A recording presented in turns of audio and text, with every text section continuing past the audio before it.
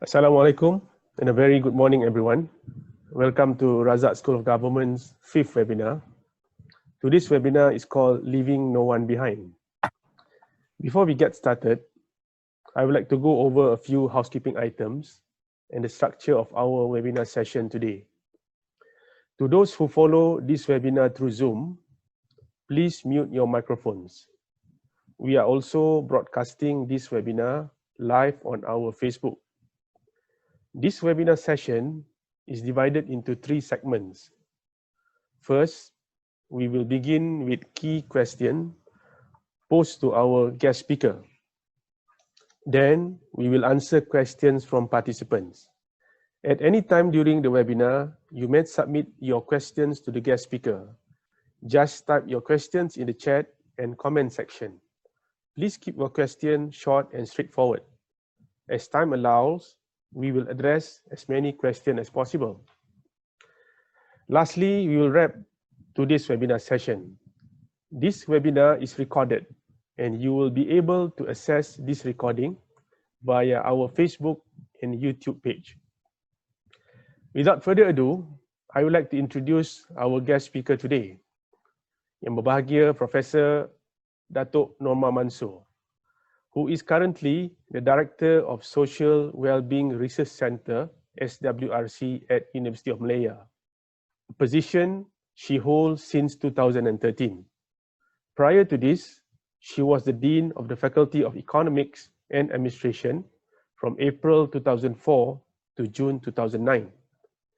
Among her notable appointments were Secretary of the National Economic Advisory Council in Prime Minister's Department from 2009 to 2011, advisor and consultant to various organizations which include Intan, Sarawak State Economic Development Corporation, the UNDP, World Bank, International Labour Organization, OECD, and the European Union. She holds a PhD and Masters in Public Administration from the University of Liverpool and a Bachelor of Economics Honours degree from University of Malaya. Her research interests include public policy, governance, and social protection. In recognition of her contribution, Professor Datuk Norma was awarded Emeritus Professorship by the University of Malaya at the October 2018 convocation. She's also President of the Malaysian Economic Association. Professor Datuk Norma was instrumental in realizing a collaborative program between Razak School of Government, SWRC, and the Employee Providence Fund earlier this year called Social Policymaking for Shared Prosperity. Yang berbahagia Professor Datuk, let us get started. The first question to Datuk is, what does it mean to leave no one behind? Silakan Yang berbahagia Datuk. Thank you, Saudara Johari. Assalamualaikum and a very good morning to all. Thank you very much for having me, for giving me the opportunity to share what I sincerely believe that it is spot on for the world and also for Malaysia, because the world too has grown in by leaps and bounds, yeah, and Malaysia especially as an SDG agenda. That's what as the title says, leaving no one behind. Yeah? So with regards to the SDG, or you look at this agenda, you can do it in three forms or three ways of addressing leaving no one behind. Because as I mentioned, that when the economy grows, when the country prosper, and we have the vision of shared prosperity, I also would like to refer to our own local way that it is about sharing the prosperity and the wealth of the nation in three main ways. The first one is to end absolute poverty in all its forms. So this is the has always been the development agenda for the UN, prior to this, and the SDG as well. And for us, Malaysia, I think since the new economic policy, that has been our the driver of our development planning. The second way is to stop any kind of discrimination that leads to unequal outcome. Yeah? So we are not talking about equality of outcome, but we are talking about making the opportunity equal. Therefore, we hope, or by making equal opportunities for everyone, especially when you talk about when a concept of leaving no one behind becomes the guiding principle, which means that you look at the poorest and the furthest and the least educated, or the disabled, women, etc. So the outcome, hopefully, by giving equal opportunities, therefore the outcome will equally be equal. Yeah, that's what we mean by stopping or reducing or removing discrimination based on any identification of groups or individuals. Now, the third form of ensuring that no one is left out is to see that the social protection or whatever assistance, be it social assistance or any kind of support that you give to the population or to the citizens, in this case the rakyat, the test will be that it reaches the furthest behind. Yeah? As an example, for instance, you have Chester in Baluran, Sabah. In Baluran, for you to get to a bank is about 100 kilometers for you to get to the nearest bank or to the nearest BSM. I'll tell you why I give you this example. And or Puan Christine from Limbang, Sarawak, equally difficult.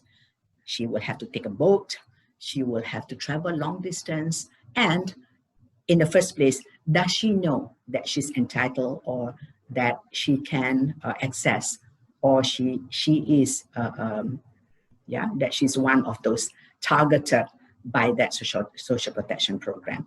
So this is what we mean by getting to the furthest behind. Yeah, they are the most behind, and in terms of physical distance, they are the furthest.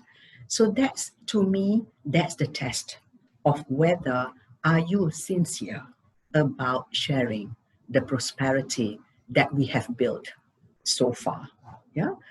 So the COVID-19 pandemic is a good test of this.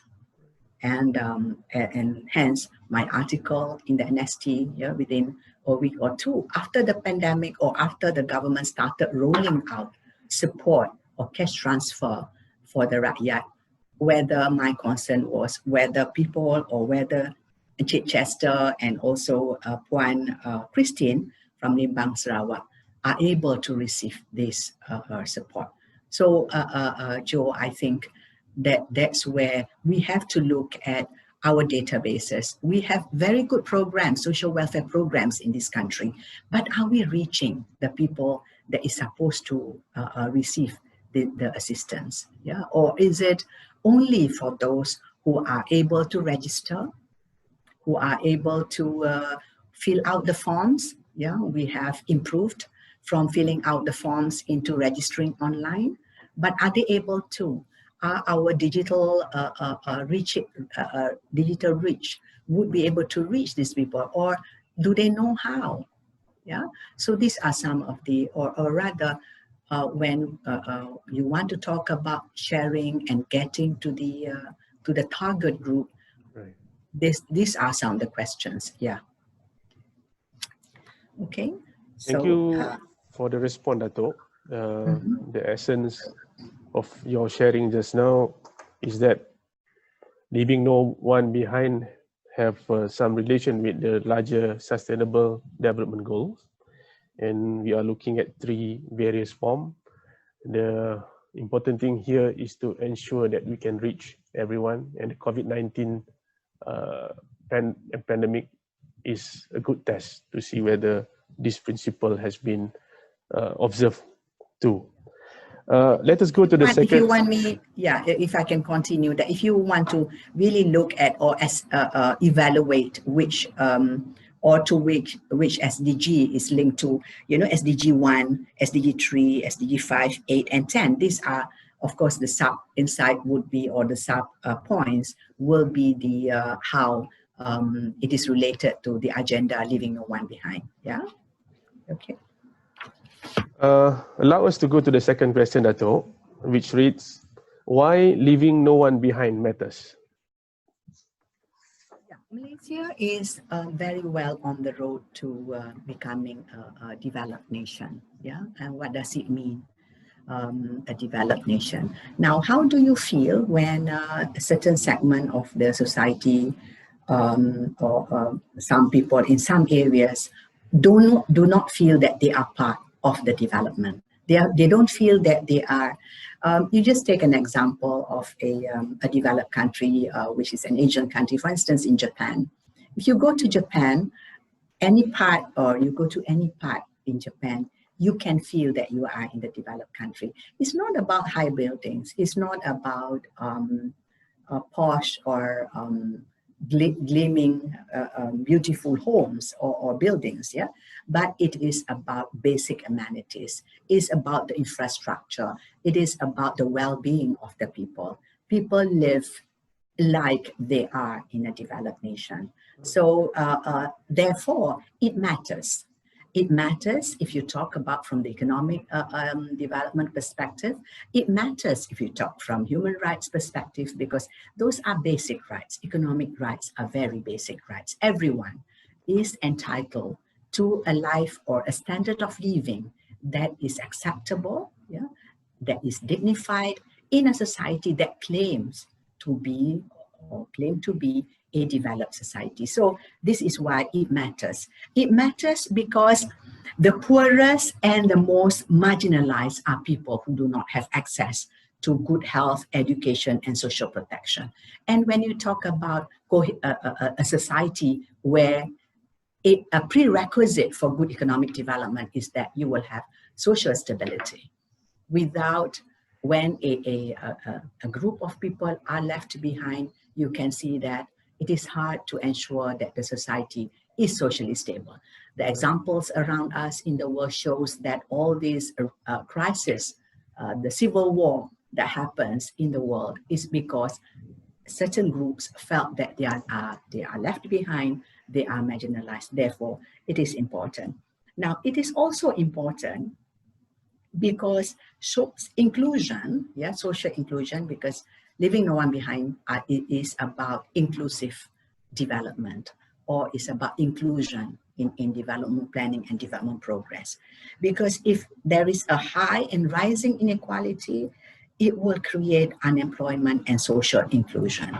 And the exclusion could be on the basis of gender, ethnicity, disability, or economic, or even the migrant status. We talk about our foreign workers or our migrant workers. They contribute to the nation. They are part of our society. So how do we care for them? So this is a test. When you talk about a good society, yeah, a well-functioning society, it is about solidarity. It is about how we care for each other. Yeah? So leaving no one behind is not a welfare. It's not a welfare concept or a welfare agenda. It is more of development and solidarity agenda. Because if people do not get education, they are not healthy, how are they going to contribute to the development?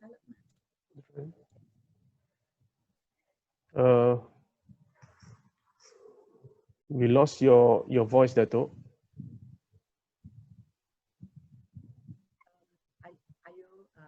Yeah, I didn't do anything to my microphone. Datuk, kami tak dengar suara Datuk.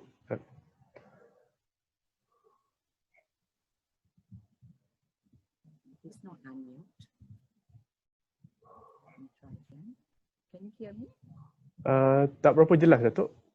Oh, okay, maybe because I was sitting further. Maybe because I was sitting further from the microphone. All right. Okay. Now we got it here. All right. Okay. Sure. So that is why. Sorry, is there a question? No, distraction. It's okay, Datuk. Proceed. Yeah. So that's why leaving no one behind matters. So it is important as a nation. Yeah, moving forward, if you want to progress, you cannot have half of your population is not educated, half of your, or not even half a fraction. Yeah, it will. Yeah, it is like a time bomb. When a certain group are marginalized and they do not get the education, the health is not covered, or is no access to good healthcare and all that. All this will erupt, or it will give problems to society in the future. It seems that leaving no one behind matters because it gives the feeling of belonging to the society. It contributes to social stability, and it also gives the feeling of being included in the entire development. Our third and last question, Datuk, is what can an individual do to ensure that no one is left behind? Yeah, it is an interesting question because it takes more than an individual. For you and I, and many of us here, we have the mechanisms for empowerment. So we are empowered, but for some, they are not. So it takes both individuals and also the government and society. Yeah, but basically on the government's part, when you talk about social protection, it's about public measures. Yeah. So first of all, we need to, ILO and many organizations are talking about the life cycle approach to social protection. Number one, if you are a person who are educated, is to be aware of what are your rights and your entitlement. Yeah, but as a framework for social protection, the life cycle approach is what is recommended because it looks at the different life phases in one's life, and that's where one is vulnerable. And also when you use this method, especially if your target group is within your database, or I have another suggestion how the database can be improved, is to use the life cycle approach. So life cycle approach is that where number one, the first cycle in your life, you're born, you're a child. Most poor because you don't earn a living. Your parents earn, that comes to you. Yeah. So a form of child grant would be useful because that's the most, and family too. We have a project called Belanjawanku, which is like a guide towards how, towards prudential or towards good spending. Yeah. So, from our Belanjawanku, the indication is that when you are single, your income perhaps will be able to finance your daily expenses and your needs. Yeah. So last year the figure was 1870, 1,870. So if you're a couple, you will get about 3,500. Yeah. That's okay, because then you can have a better, instead of living in a room, then you can rent a flat, for instance, in Kuala Lumpur, because that was for Klang Valley. But soon we are coming up for other cities as well. So, but when you start having a child, according to our recommendation or according to our budget, you have to earn at least 4,000 plus, yeah, 4,005. And yet your income is, if nothing happens, your income, or you do not have get a promotion, the two persons' income is about 3,005. This is just an example. So that means you're poor again. Yeah.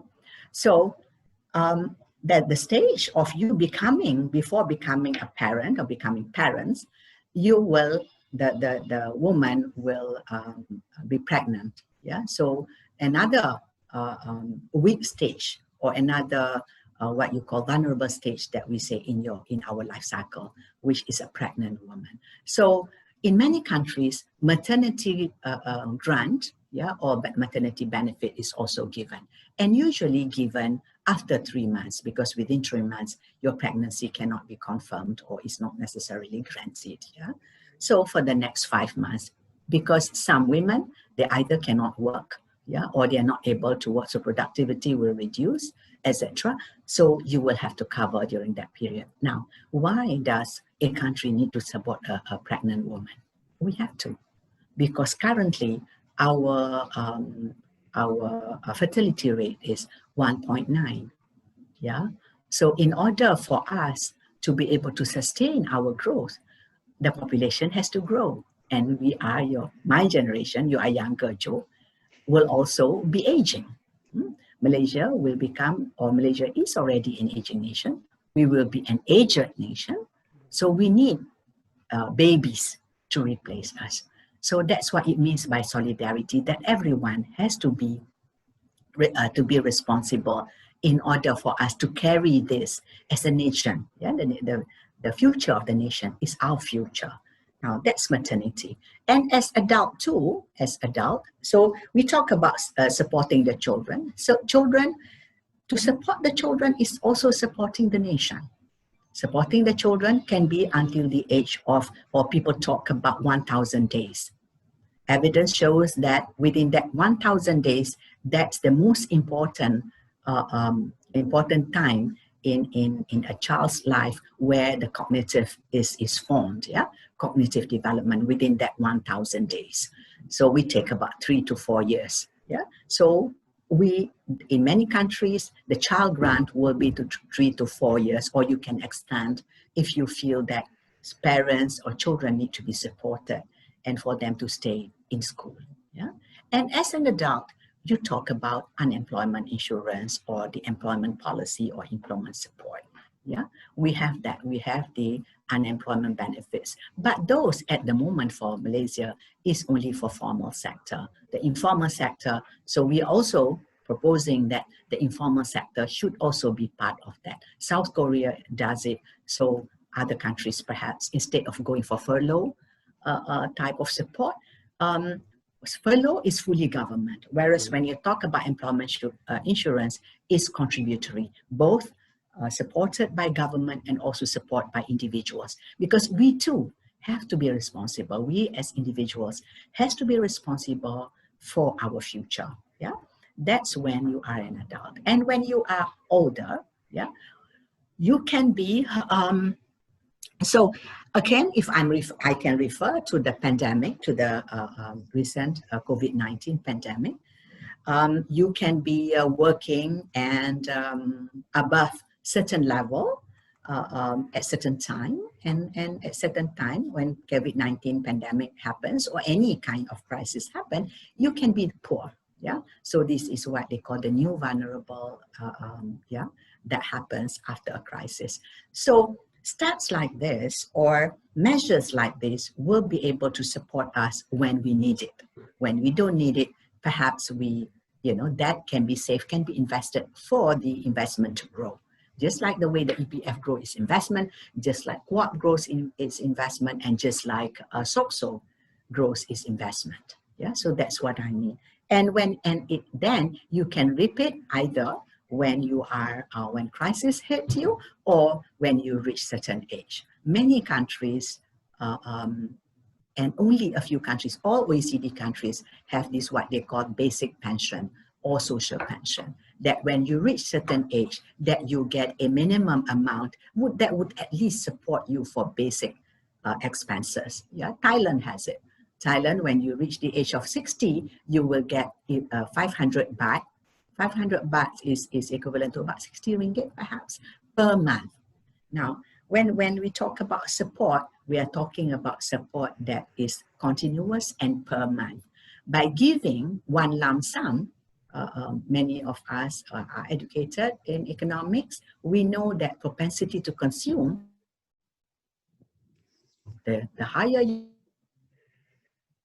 So if you give 400 ringgit to the rich, they tend to keep.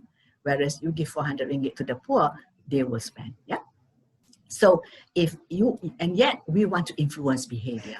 So if you give a lump sum, then the behavior is that, oh, I have the money now. Then what is it that I always need? A handphone, a new handphone, etc. Yeah, handphone can come in handy, but maybe there are other basic necessities that you will need 2 or 3 months down the road that you have not planned for. Yeah, so these are the kind of when to ensure that no one is left behind. One of the ways that we can support this. We can also, this can be done through targeted or through categorical universal, meaning that everyone in that category should receive or will receive this amount of grant or support. Now, targeted can be in 2 forms. You can either target the person that should receive, which has proven to be too expensive and too many people will be left out, or very high exclusion error or high inclusion error as well. Or you can use the other type of targeting, which is targeting that the rich should not be getting it. Yeah, in other countries, it's called wealth testing or asset testing or asset mapping, where you can use the administrative data in order for you to remove. Maybe you do not want to give to the civil servants of certain pension because they have enough for them to, we're talking about example, the old age pension. Yeah, maybe you do not want to give someone with pension if their pension is more than 1,000 ringgit. You know, that's something that we can discuss. Or you can use the administrative data to shave like 30% or 40% of the population by looking at the income tax files, or by looking at their bank accounts, that maybe they have more than 1 million in their account or 2 million in their accounts, and then they should be exempted. So you can easily exempt 20 or 30% or 40% of the population you want. What I'm emphasizing, my point here is this: we should not get the poor to prove that they are poor, but we should get the rich to prove that they deserve those 300, the meager 300, 400 ringgit a month that is supposed to go to people who need it. Yeah, so that to me is a fairer, or to ensure that no one is left behind. Now, when I talk about the database, I think the most powerful database that we have, although I must congratulate the government, you know, under the Prihatin, that a lot more people are covered. Of course, there are people who shouldn't be covered are there as well, but that sometimes, you know, it's not necessarily, you can't kill a good policy. You can't allow the enemy of, perfect to be the enemy of good. However, I'm suggesting that there is another way. When you look at life cycle, there's another way of us looking at social protection or reaching everyone in Malaysia. To me, the most powerful, or a potentially powerful mechanism, will be our identity card or my card. Every Malaysian has a my card. You can't say this for other countries. Not many countries have a card that they need to have it since birth, and it's got to be with them. However, for this to work, it has to, all agencies will have to work together. And this is what is called the interoperability, where we share. Not everyone is sharing, but Zakat can share, SOCSO can share, JKM can share the information on Mr., as I said, Puan Christine, maybe from Limbang, or in Chichester from Baluran. You know, that in Chichester can come into with his IC. Yeah, he will enter his IC into the a common or a shared platform, a one-stop center, like they have the Centrelink Australia. Yes, I tried to get into Centrelink Australia, but of course I couldn't get in because my card, my identity number is not acceptable. So if you get into Centrelink, or you get into the shared platform that I'm talking about, you enter your IC, and it will indicate to you what are you entitled to. Yeah. So this is, but IC is the most powerful, but which means that even the police department will have to share on death certificate. So automatically it's got to be uploaded to say that Mr. So-and-so has passed away or has died, and therefore he or she is no longer entitled to certain benefits. So, but it takes everyone, yeah.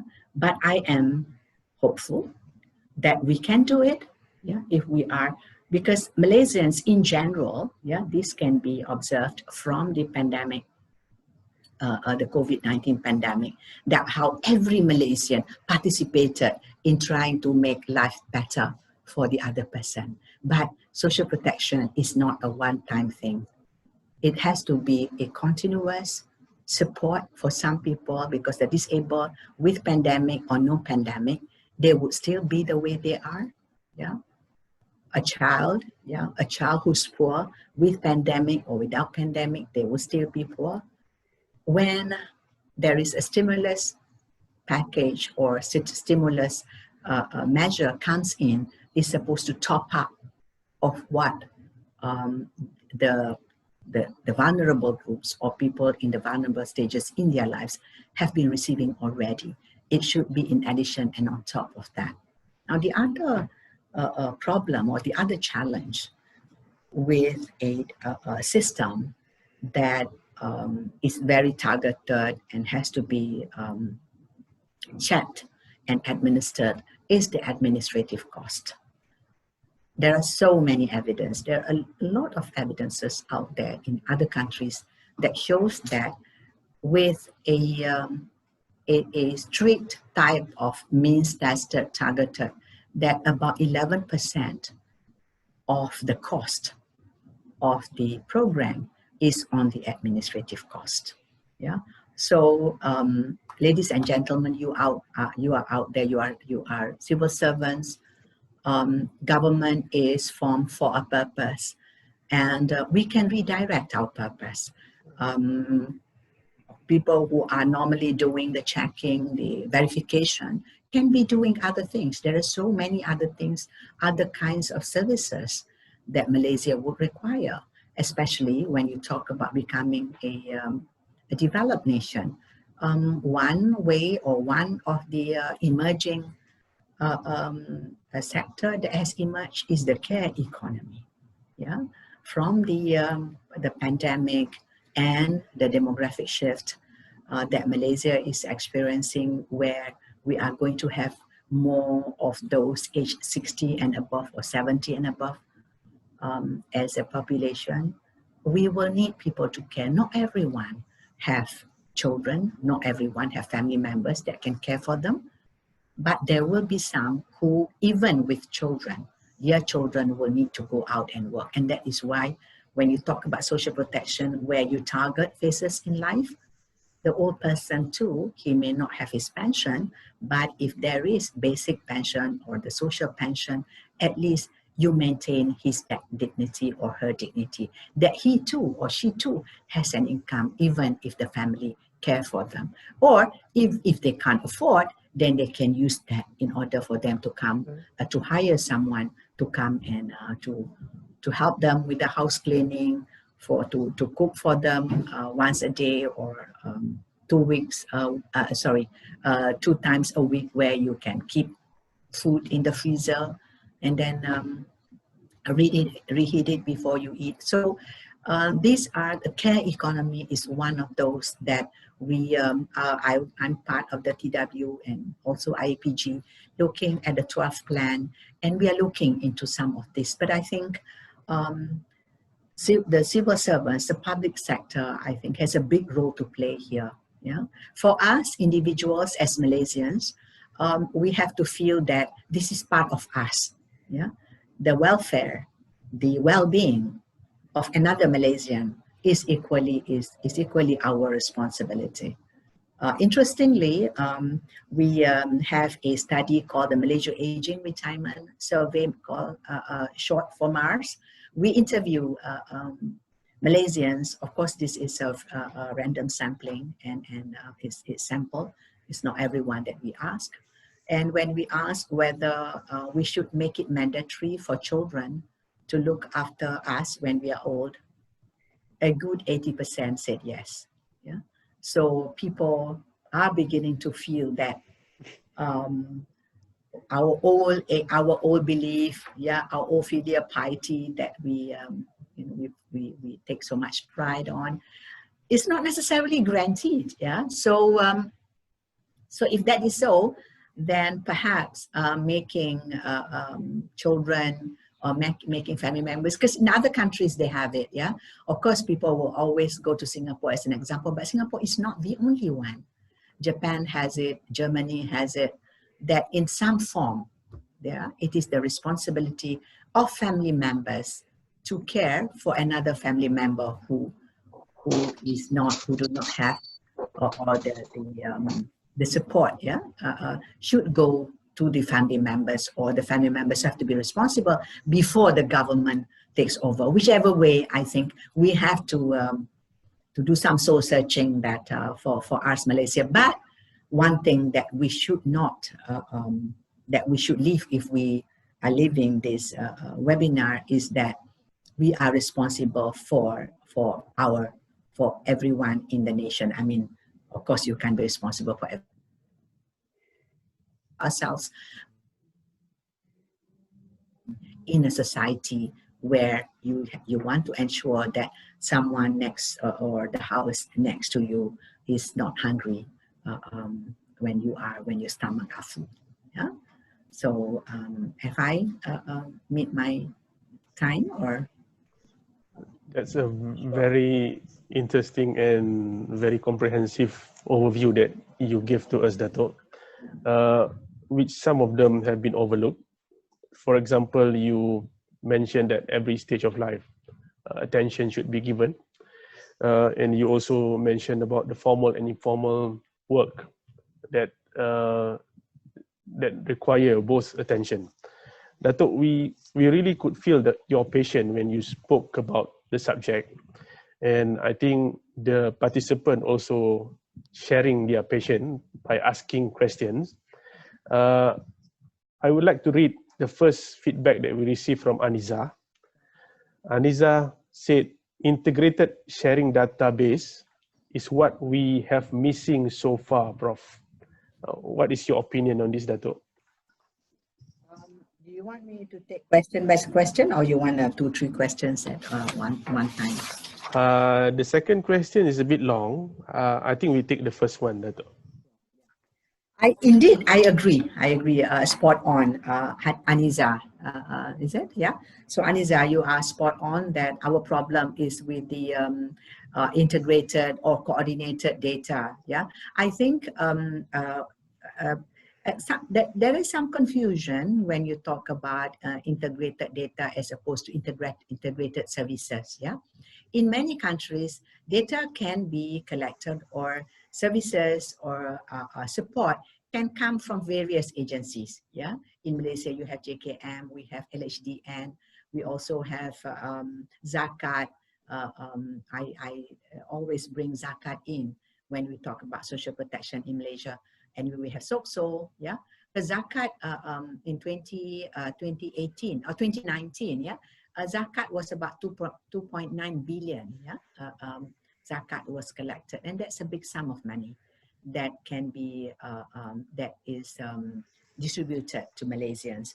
So and in integrated data or shared data, some use the word interoperability, is that when we share, we know that if Zakat is giving a wheelchair, then SOCSO does not have to give a wheelchair. Otherwise, you end up, there are cases in Malaysia where one person receives 2 wheelchairs and some others do not have any or did not get any. So therefore, it is very important. We've been talking about this in the now it's 2020, 2017, 2018 budget. We were talking about it already, but it's not it's not implemented. Now, the way we too had engagement with government agencies, with even the National Registration Malaysia, when we talked about proposing reforms for social protection. And people talk about the data protection. And for public sector, you are exempted from PDPA, yeah? But it's not easy for government agencies to share data. So perhaps by having a legislation on social protection, an act of parliament on social protection, perhaps that can be the way to overcome our legal barriers. Yeah. So one is the legal side of it, that EPF has its own legal requirement that says that they cannot share data with other agencies. So will have their own, right? So perhaps if we have a Social Protection Act that would enable us, yeah, would enable JKM to access the LHDN data, or the SOCSO to the LHDN is not about the income tax. I'm not talking about that. I'm talking about people who received the Prihatin support of BSH in the past. Yeah. So these are the kind of, so the richer Malaysians do not have to worry, because I think we all work hard for what we earn. Yeah. But what we're talking about is something that can be shared, or that should be shared. Yeah. So maybe having an act that would allow the sharing of information is the way for us to overcome this problem of the legal barrier. Yeah, thank you. Thank you, Datuk. Nur Ashikin Jamaluddin, she says that Datuk mentioned Thailand has a universal assistance of 500. What is Datuk's opinion on government effort in providing basic social assistance to all, like a voluntary contribution to a national fund to fit this purpose? Thank you very much. For the question, Rashikin, yes, it's 500 baht. Yeah? It's not 500 ringgit. So 500 baht is it 60 ringgit? Yeah, it's about that per month. So I'm not in favor of giving a lump sum support, but more of, even if it's small, even if it's 200 ringgit, even if it's 100 ringgit, it should, so because we're talking about human behavior, and economics is also about nudging human behavior. Yeah. So if you want to talk about getting people to plan, we also, I must say that at the center, we are not just doing one aspect of social well-being. We are also doing the financial literacy part, yeah, the financial education, so that people will budget, and we will guide them how to budget. We're also coming up with an app that if you are in the middle of the month and yet your spending is over 50% of what you should spend, then an amber lighting, yeah, amber will come out, or amber light will be there to show that caution, you know, you are exceeding your expenditure. So we are training Malaysians, or educating Malaysians on how not to be in debt. So giving the monthly support would be that, because they will know that, okay, every month I will get 100 ringgit in addition to whatever that I'm getting from my EPF or from my other pension. Yeah. So, or I have none at all, but at least 100 ringgit or 200 ringgit will be coming in. So at least I can use this money to buy food. So I have to ration how much do I buy rice, and how much more is left for my, because majority of our people do not pay electricity bills, because when you're old, you don't consume so much of electricity or water. Yeah, so you don't pay that perhaps, but you are also allocating for others. Yeah, so this is our recommendation to the government, but the government should look into what we call basic pension or social pension, that it can be coming from a fund, but in OECD countries and many countries in the world, yeah, about 116 countries have pension in this world, a basic pension, and it comes from the from tax revenue, yeah, because these are basic, and the tax should. But you can create a fund. You can. We also propose that the government create what we call the solidarity fund. Yeah. So the solidarity fund.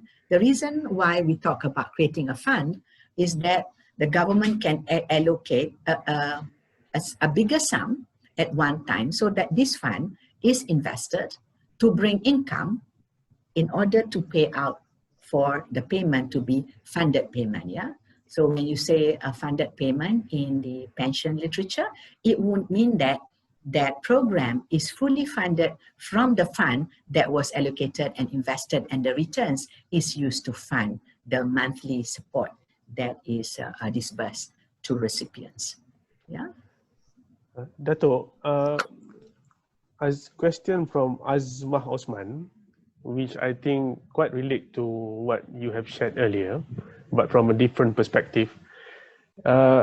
In some other developed countries, social solidarity economies and cooperative played their role very well in helping to promote the agenda of leaving no one behind. Can this organization in Malaysia play the same role too? Definitely, yeah. One is the government, yeah. One is the government will have to come up with the policies and the measures. Whoever implement, or I wouldn't say whoever implement, agencies, several agencies can be part of that, yeah. You're talking about PPP, yeah. PPP is not just private, but PPP is also NGOs, but it can be non-profit, yeah. So all should play a role. So welfare cooperatives is a good organization. In some countries, is doing very well because it's members working for members. And especially when you talk about an aging nation where you will have more older persons as well. Yeah, you will have a certain percentage of the population, 10%, 15%, 20% of the population that will be 60 and older or 70 and older. So these are the group of people that can also play a part in the cooperative organization. And social security or social solidarity organizations, I think it's more of social security perhaps, yeah, but towards that social solidarity fund, or but when I talk about a pension or old age pension, yeah, we are talking about multi-layer or multi-level income that one can receive. The lowest perhaps, again, when you talk about coming from tax revenue or from the government, there is also a limitation to the fiscal, yeah, without raising taxes. Yeah, we are now talking about tax neutral, but of course, as the country, but the tax can come from in any way, in any form. Yeah. So, but currently, even with the current tax structure that we have, of course, the rate will have to be very low. Yeah. So if you talk about a very low rate, then the next level will be coming from cooperative or from some other funds that you have, or also from your other pension, your other savings or pension scheme that you're on. I mean, EPF is a fund that is you can convert it to become your monthly income. Yeah. Although our proposal is also to look at how we should look at all the savings, yeah, the retirement savings that we have in the country, that how we can make this sustainable. Because pension funds too, everywhere, yeah, not just Malaysia, pension funds too are facing their own issues, facing their own challenges. When you talk about more of the older population, then you're talking about less people will be in the productive ages, yeah, the 15 to 64 for some countries. In our country is 15 to 59. Although from our Mars survey, the Malaysia Aging Survey shows that there are so many, or majority of people above 60 are still working, yeah. So there are a few structural issues that we have to address too when we talk about the aging population. Yeah, that's a very interesting observation, Dato', on that the layers of support that we have and what are the potential roles that they can play to ensure that no one is left behind. Mr. Prabhakaran Ganapati has this question for Dato'. Malaysia already has a social assistance and social insurance system and implements a range of labor market programs. Studies said the impact on poverty and inequality has been fairly modest In addition, social protection largely fails to play an active part in wider economic policy. What is your opinion on this, Datuk? Yeah, again, a very I wouldn't say interesting, very correct. Yeah, it's observation. Yes, our when you look at the data and see inequality before transfer, yeah, before the target group receive the transfer, and before the taxpayers pay the tax, you measure that inequality before and after. There is very, very small change in terms of the inequality or the income gap. Yeah. Whereas in some countries, they are able to reduce the income gap by like 30% or some more. Yeah. In some Scandinavian countries, yeah, it can be reduced by even 40% after the poor person or the targeted person received the cash transfer and after I've paid my taxes. So before I pay my taxes, maybe my income was, let's say, 20,000 a month. But after I pay taxes, because mind you, taxes in Europe is very high, like 40%, yeah? So 40% of my income has gone from me. So therefore, my income is lower by 40%. Now, the poor person who will be receiving the social assistance or social insurance will get perhaps a top up of maybe 20% of the income. Yeah, so that's how the gaps are closed. So in our case, I was trying to be very specific earlier, because sometimes if you just mention pre-tax, post-tax, or pre-transfer, post-transfer, you can't imagine. But actually that's what happens, yeah? So when in Malaysia, it's either our social assistance is too low and not reaching the wider population or the population that's poor, or we don't tax our rich enough, or our tax is low for the rich.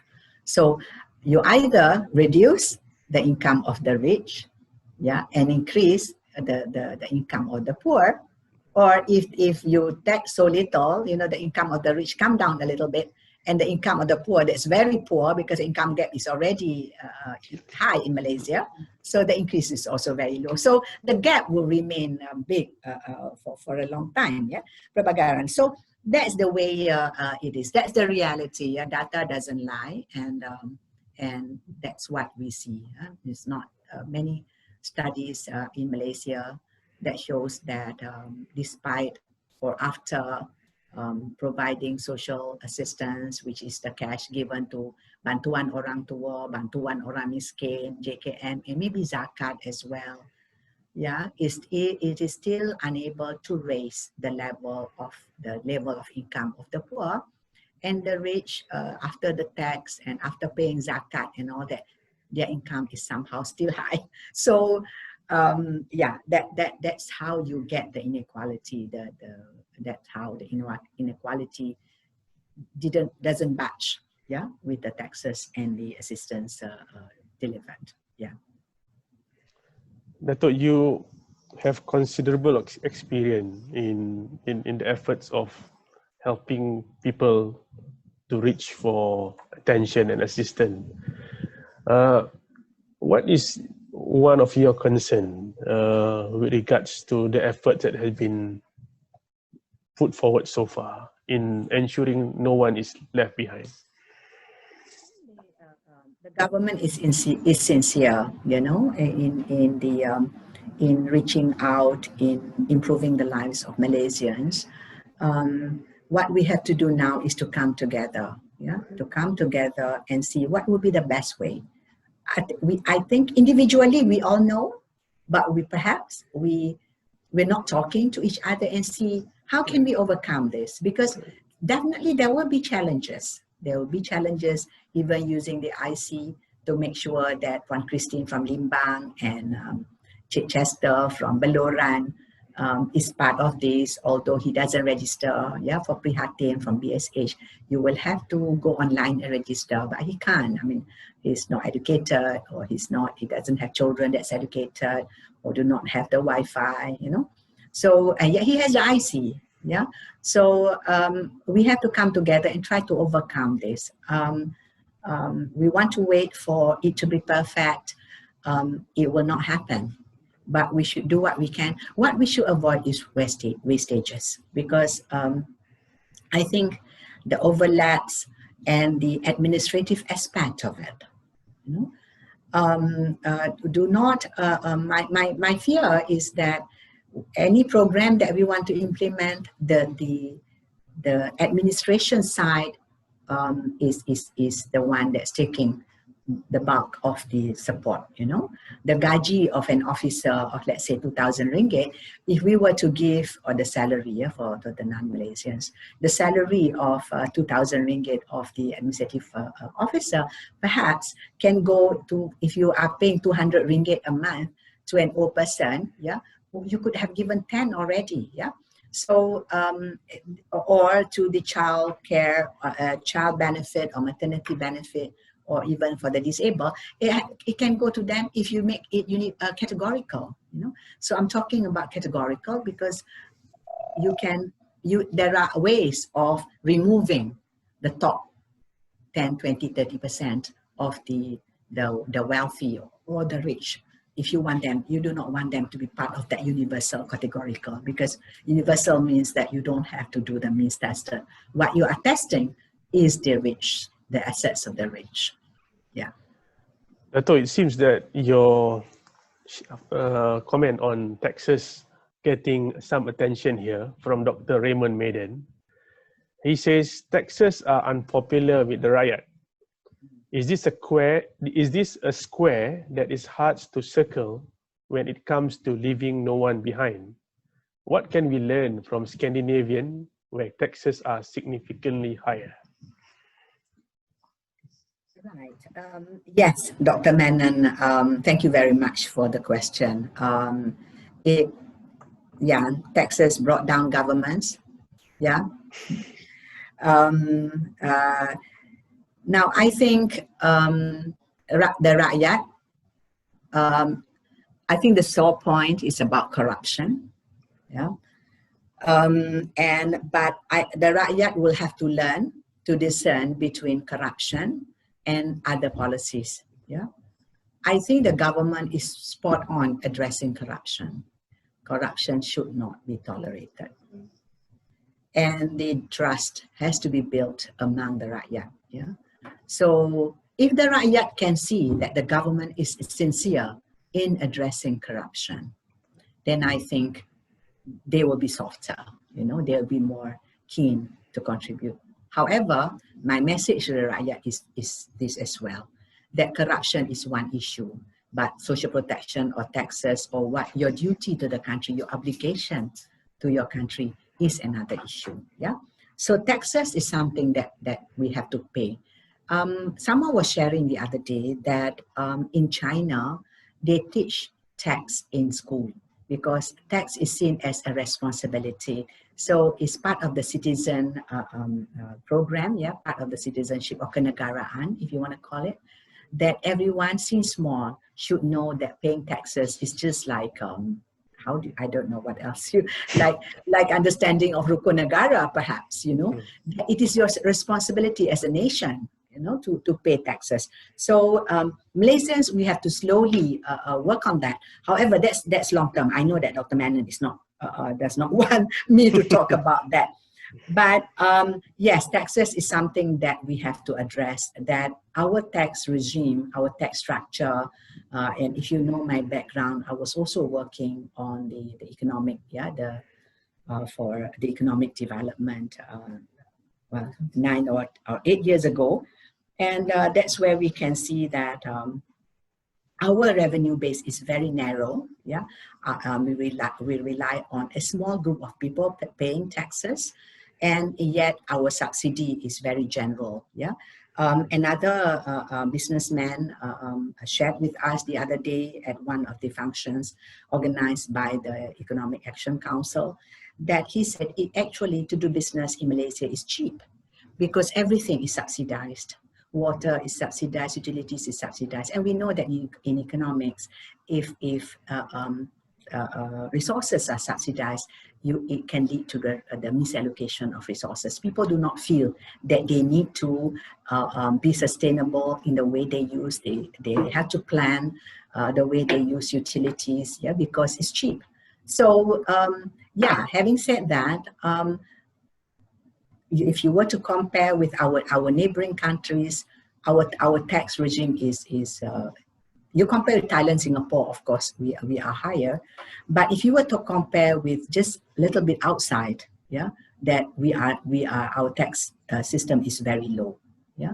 And though our tax may be higher compared to Thailand or compared to other places, but utilities perhaps, because we subsidize utilities and we subsidize so many other things. So the reward comes in other ways. But, and I think during my work as well, I did engage the business community. Now, business, when you have your cost upfront, they know how to plan, they know what to expect, and it is easier for them to budget or to plan for when they do their business plan. The problem is when you have hidden costs or the cost that you cannot plan, and that is corruption. I think that's the part they don't like. Yeah.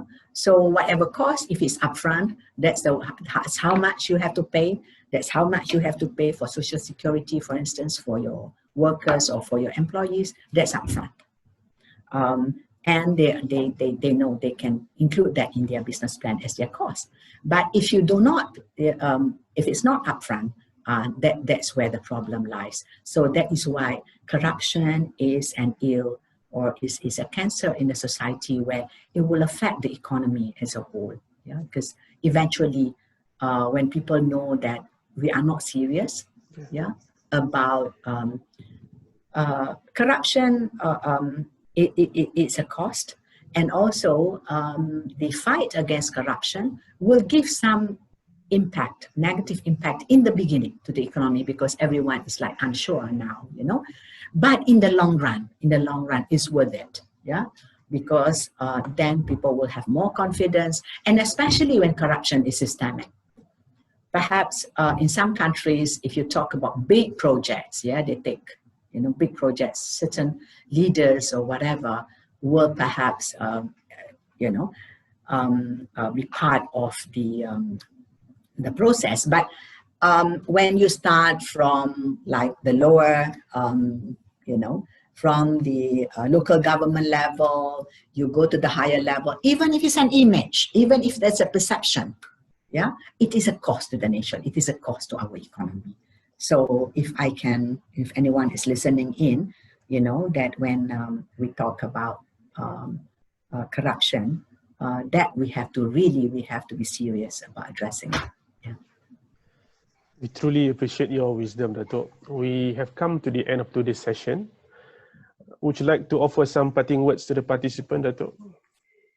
When Joe, when you invited me to speak, yeah, it is at the core of what we do in social protection, because I cannot emphasize enough that we will have to, or the person, yeah, the agency responsible for implementing the social protection will have to know that they are able to reach the poorest and the furthest, yeah, putting the furthest and poorest first. That should be the guiding principle when we are implementing the program. I would like to leave with a saying from Mahatma Gandhi. Yeah, the saying goes that I quote: "Recall the face of the poorest and weakest person you have seen, and ask if the step you contemplate is going to be any use to them." So in essence, that is what it means by leaving no one behind. That whatever you implement, is it going to be any use to this face that you imagine or that you see. It's not imagined, it's real. Yeah? You have to figure out that person when you are introducing or when you are executing a social protection program. Yeah. So I thank you very much, Joe, for having me. And I thank everyone for listening in. And hopefully we are part of that public debate and part of that discussion on how we could further improve social protection and the well-being of Malaysians. Thank you. Thank you so much, Datuk Norma. We would like to thank you for spending time with us today. We at RSOG sentiasa mendoakan Datuk sihat selalu so they can continue supaya Datuk boleh continue championing this noble cause, ya, Datuk. We also thank the participant for taking part, the question, the feedback that you share with us. We value it. We apologize for any shortcomings. Please follow us on social media for future session. Till we meet again, please take care, stay safe, and thank you. Assalamualaikum.